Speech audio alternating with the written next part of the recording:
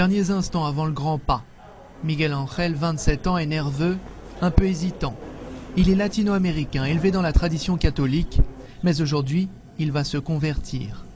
Après la prière aux côtés des fidèles de la mosquée Omar, Miguel Ángel prononce la Shahada, la profession de foi musulmane, en arabe, en anglais, puis en espagnol, guidé par sa compagne, elle aussi convertie.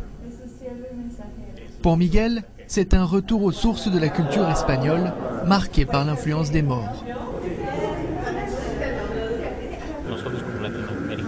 Nous autres latino-américains avons des racines arabes, donc il y a un lien de fait entre ces deux cultures.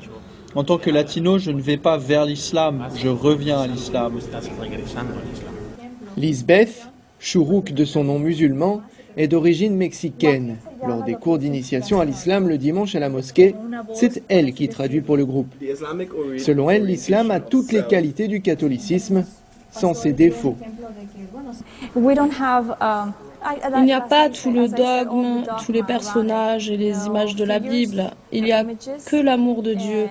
C'est la plus grande différence, mais sinon nous partageons la foi, la croyance dans les anges, les prophètes, la bonne conduite et le respect des aînés.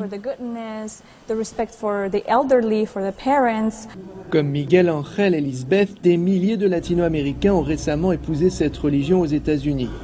Un phénomène qui a pris son envol après le 11 septembre, mais qui reste difficilement quantifiable, car il a parfois lieu loin des regards. L'islam s'est propagé dans les prisons.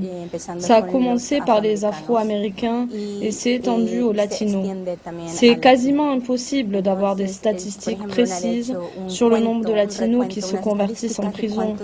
Mais nous savons qu'il y en a. Et comme vous le savez, aux États-Unis, les minorités les plus représentées en prison sont les Noirs américains et les Hispaniques.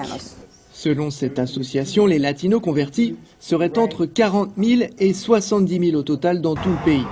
Chaque semaine, rien que dans cette mosquée dans un des quartiers latinos de Los Angeles, plusieurs hispaniques viennent prononcer la Shahada. Selon l'imam, ils ont trouvé dans l'islam une nouvelle communauté de valeurs proche de celle que leurs familles ou qu'eux-mêmes ont quittée pour venir tenter leur chance aux États-Unis.